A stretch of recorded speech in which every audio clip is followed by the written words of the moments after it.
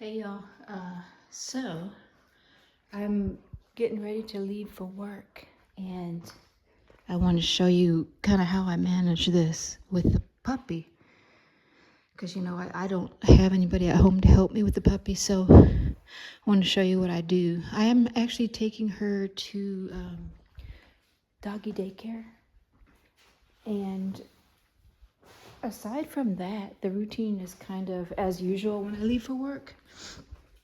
I'll show you my setup and how I slip out the door without the dogs kind of freaking out. So this is the one of the guest rooms. I have these sheets that I wash. Hi there, baby girl. She just woke up. Lucia, let's go pee pee. Let me let her outside real quick. As soon as she wakes up, I let her go pee. Let's go pee pee. Come on, baby girl. Lucia, let's go pee pee. Come on. Come on. Go pee pee. Good girl. Go pee pee. Kind of lead her out here. Good girl. Go pee pee. Good girl, Lucia. Let's go pee pee. Say go pee pee. She's still trying to wake up. Good girl. Let's go pee pee. Let's go pee pee. She might not even have to go. She's like, you go pee pee. I already went pee pee. Come on, baby girl. Let's go pee pee. She's drinking that rain. That rainwater. Rainwater, puddles and stuff outside. They may have leptospirosis. That's how dogs get lepto, is usually from like dirty water outside that has the organism in it. She actually just got the vaccine for lepto yesterday, but she needs about a couple weeks for her antibodies to rev up against that organism. But anyways,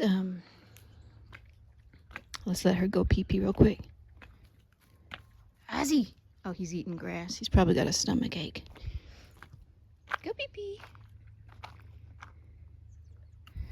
Oh, I tell y'all, it's a challenge getting out the door sometimes. So when you have a puppy, FYI, unless you already know, but if you have a puppy, you already know,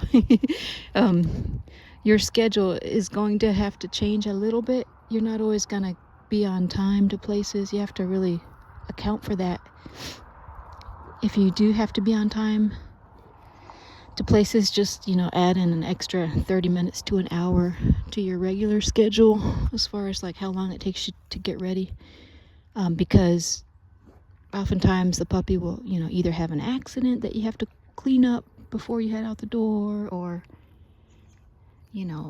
like today I'm waiting for her to go to the bathroom. That it's unpredictable sometimes how long it's going to take her, and that sort of thing. Come on, Dolce. She thinks it's outside playtime right now, but actually I gotta go. I'm just waiting for her to do her business. Go pee pee.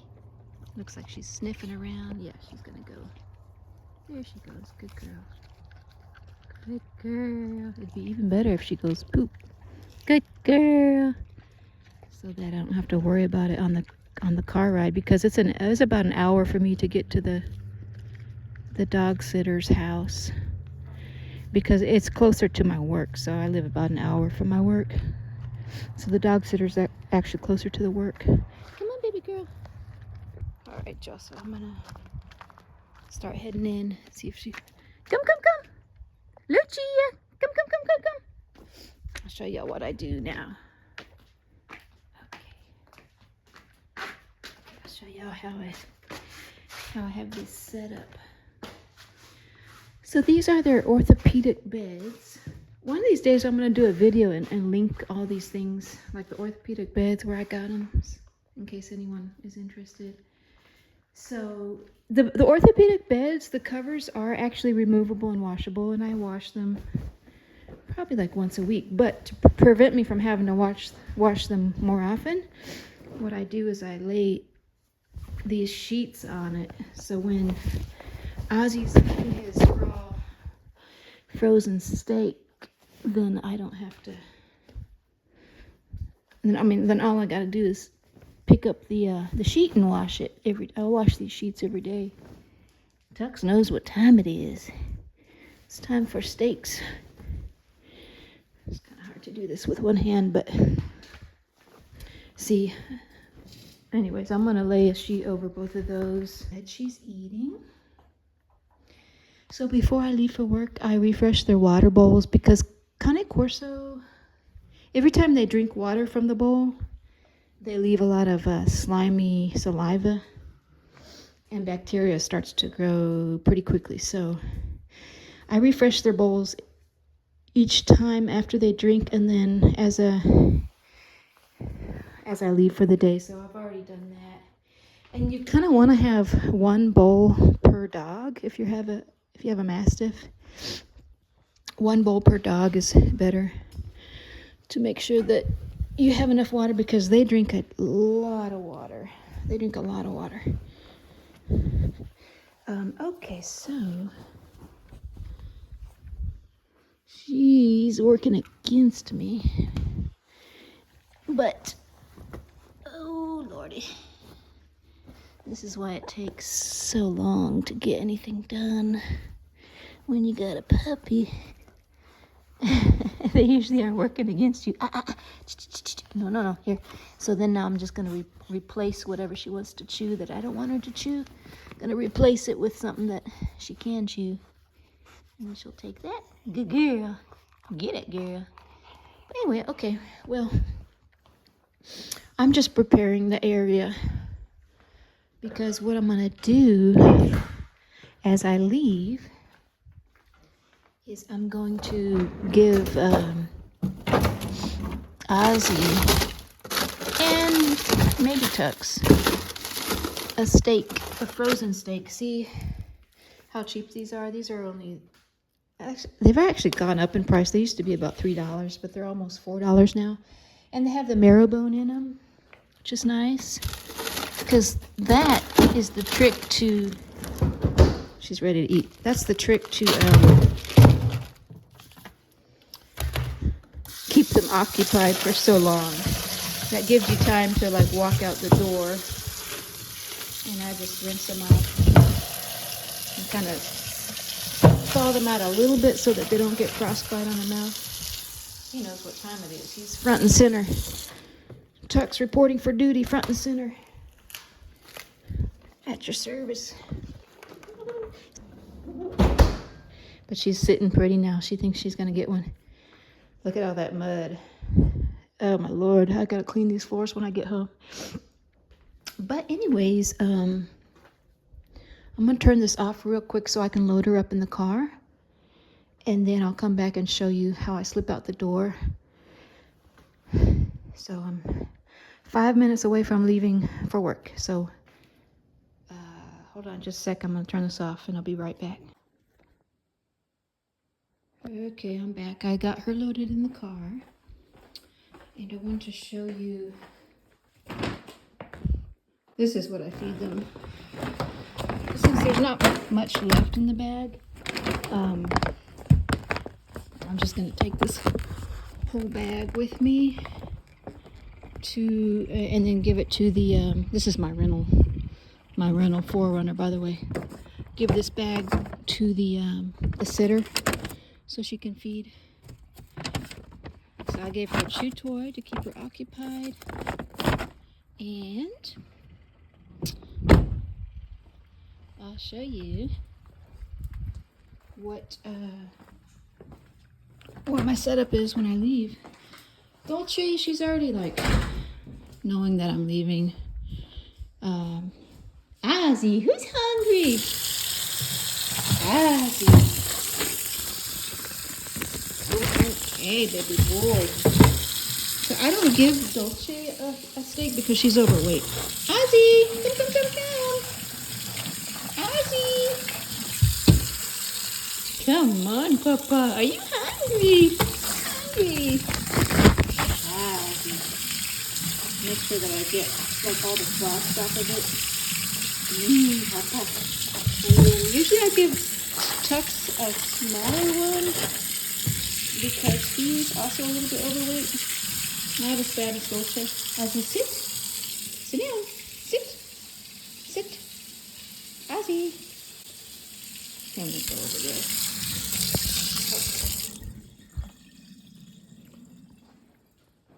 Okay, Papa.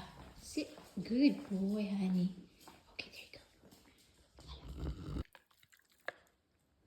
go. Good boy, Papa. Okay, so now I will give Tux his. Okay, Tuxie.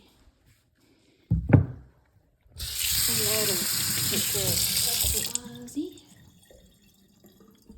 And now, Dolce, I will give this one so that she has something to. These are the rawhides that I love, that they absolutely love, because they have this sticky, like chicken and beef paste on it.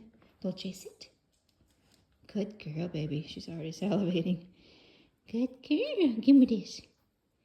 Give me this, chew.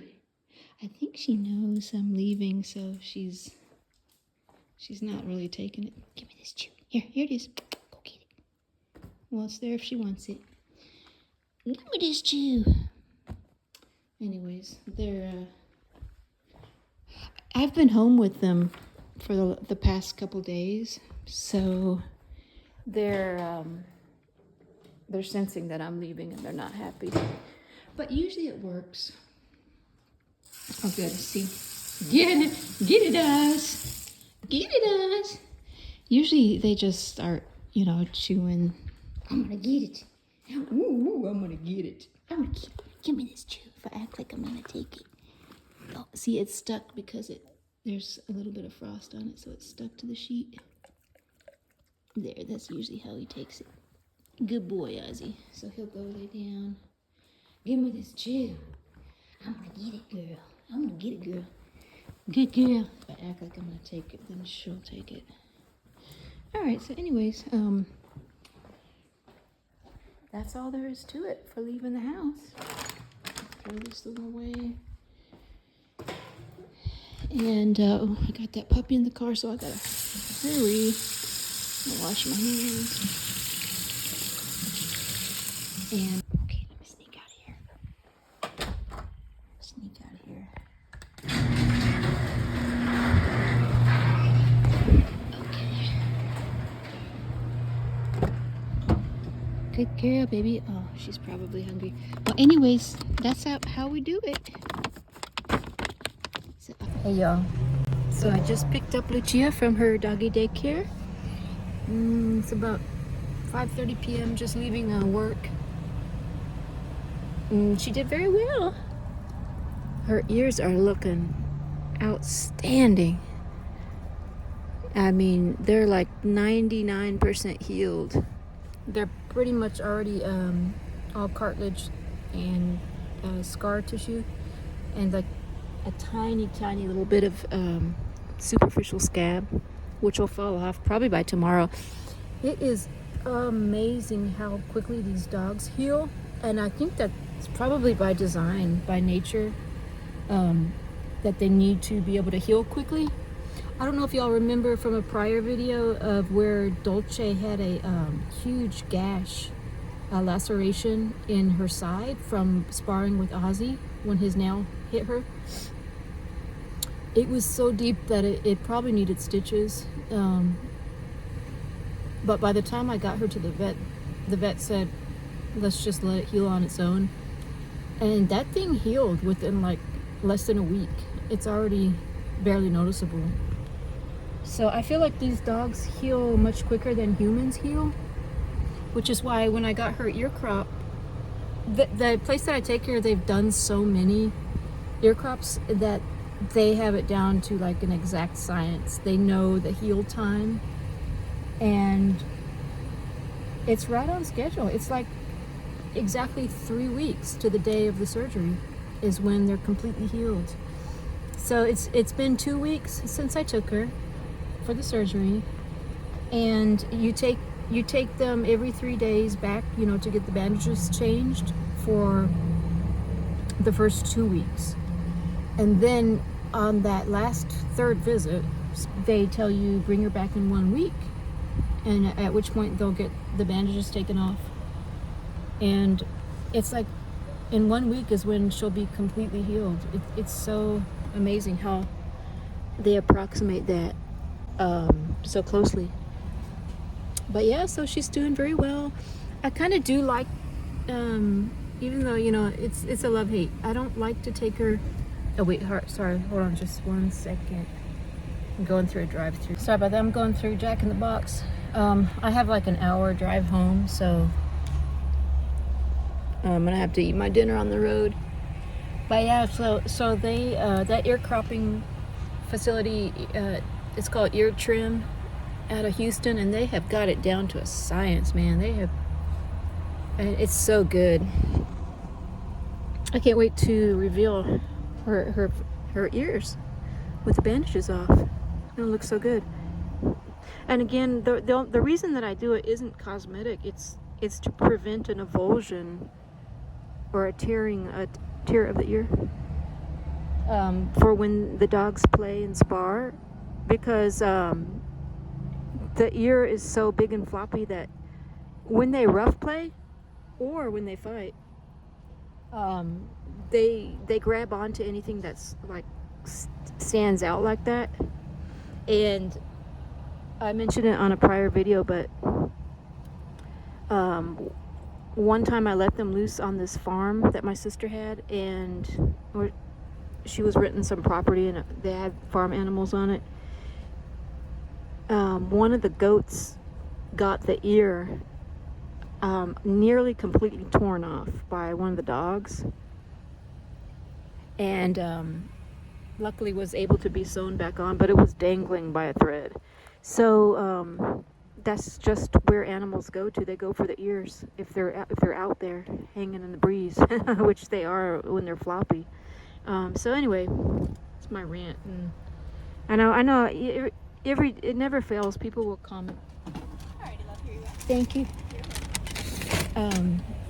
People will comment, you know, about, oh, it's so sad to see the ears cropped and everything, but it's even sadder to see the ears torn when it's not under anesthesia and a controlled, you know, with pain meds and all that. So, but anyways,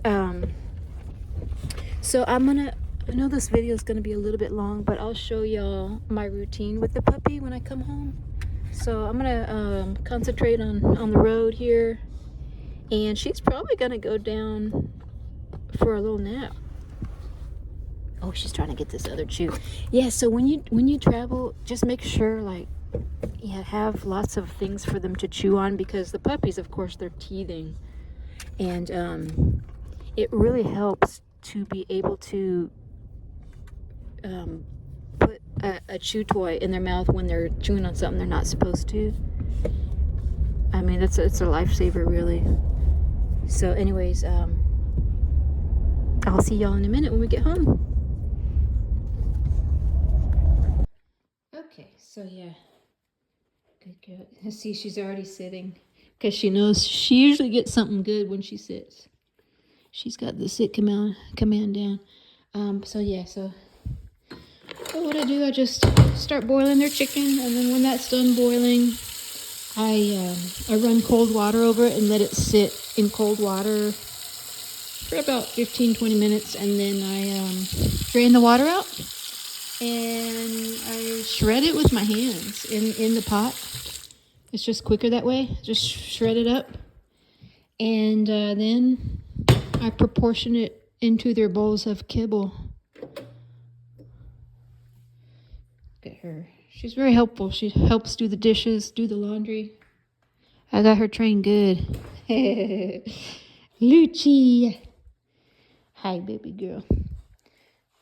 Yeah, see, she's got all her energy revved up, which is good, because then she'll sleep hard tonight. Yeah, no, right, Papa.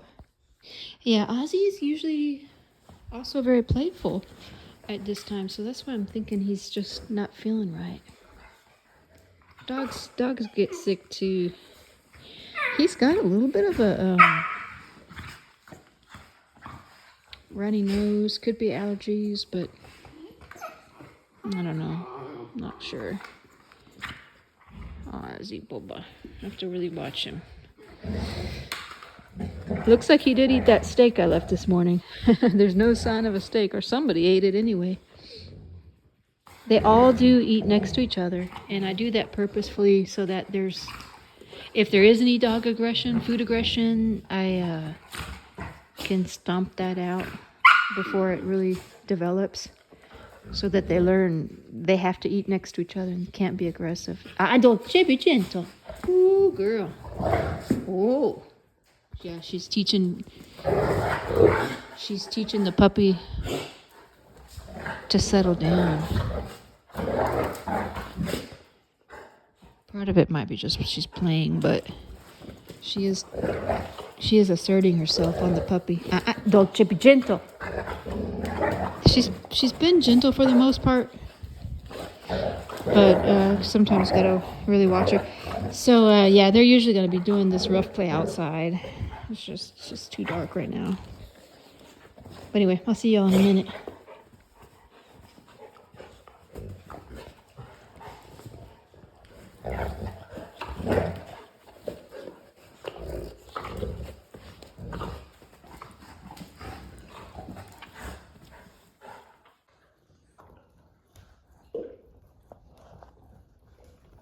So they've had their dinner, and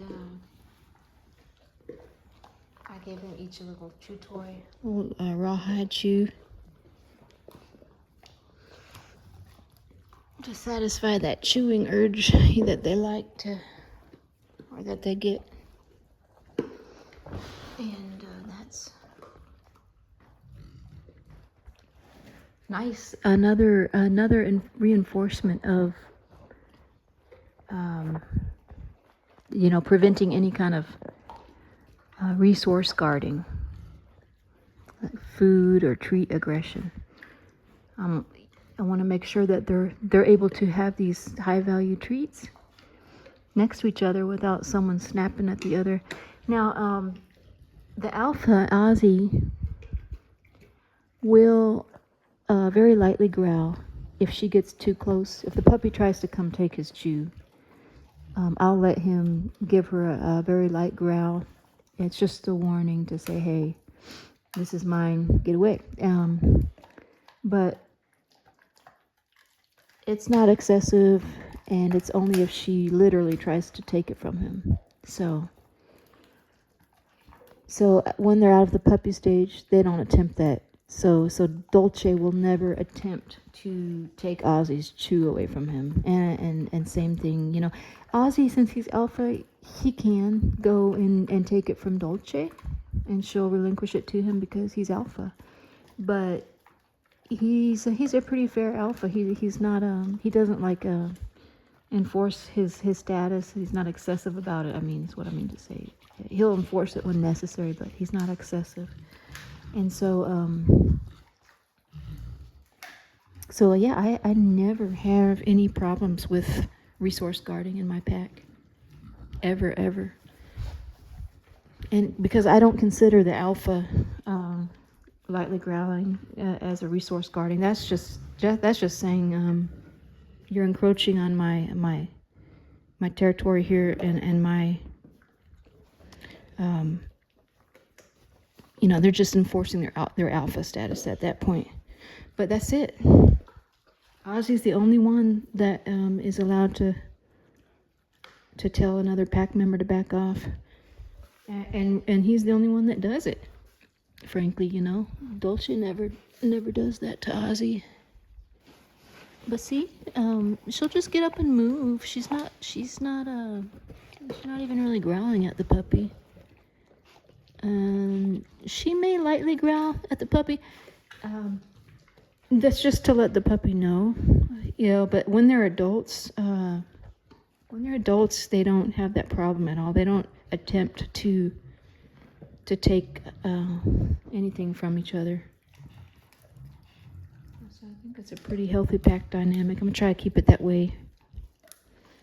She's just chewing up all the remnants of that chew toy that fall, like these little remnants here.